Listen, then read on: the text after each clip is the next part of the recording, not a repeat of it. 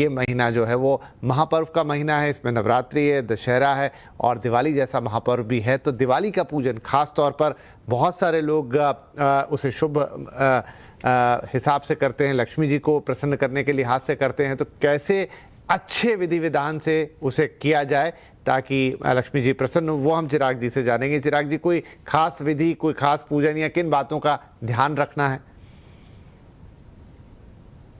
श्री गणेशाय नमः। दोस्तों, सबसे पहले आप सभी CNBC आवाज के दर्शकों को दिवाली की ढेर सारी शुभकामनाएं कि ये दिवाली आपके जीवन में एक रोशनी लेकर आए, आपके जीवन में लाइट्स लेकर आए, अच्छी एनर्जीज आए।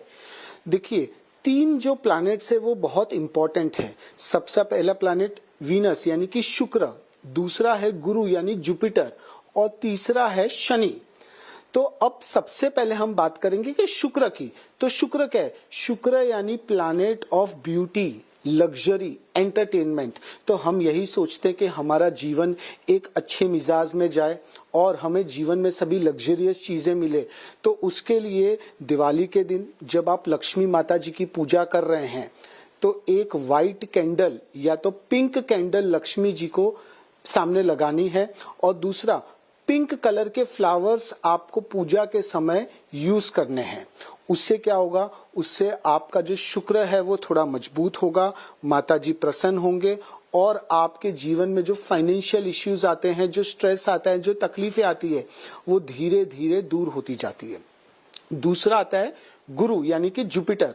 तो जुपिटर क्या है? जुपिटर यानी planet of good luck, prosperity, success, happiness. तो हम दिवाली के दिन माता जी को यही प्रार्थना करते हैं कि हमारे जीवन में खुशियों का आगमन हो, तकलीफें दूर हो और जीवन में आगे बढ़ने का मौका मिले।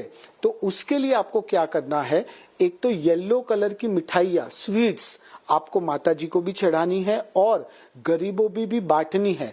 दूसरी चीज, जितना हो सके उस दिन आप डोनेशन करिए।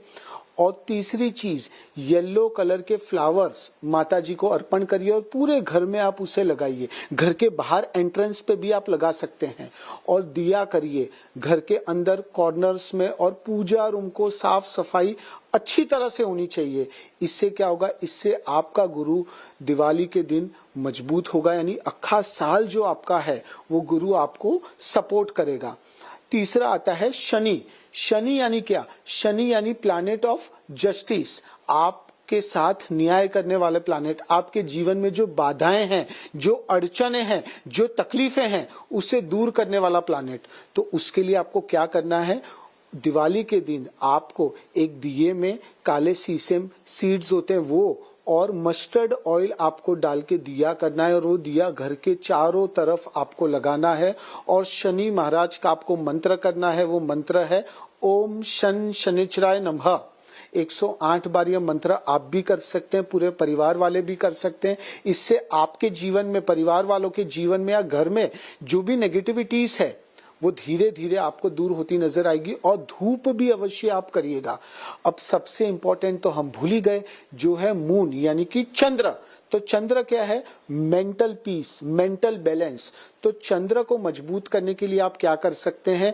दिवाली के दिन रात को घर के बाहर या छत पर आपके घर में जो क्रिस्टल्स है, जो चांदी की चीजें हैं, उसे आप बाहर रखिए। तो उससे वो चंद्र की एनर्जी से वो एब्जॉर्ब होगा, वो मजबूत होगा। और आपका चंद्र का मंत्र भी आप कर सकते हैं, ओम सोम सोमाया नमः। आप यह समझ लीजिए कि इतना आप करते हैं तो दिवाली आपकी बहुत बेहतरीन होगी और आपके जीवन में अवश्य रोशनी आएगी और आपके जीवन में खुशियों का मौका आएगा।